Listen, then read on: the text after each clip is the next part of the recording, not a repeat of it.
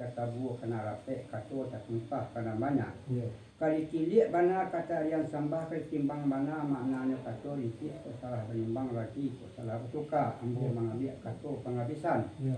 Kato dah ulu bersikinah kato kemudian mesti capek ira capek tu ambo kok. Yalah. Populon kaya di buah sambah dia ambo kap ke aku namono tak kalau awal dulu mana buat nasi to karang kadang nasi suku kok jauh lah bambek kan dak lah bantaru. Ya.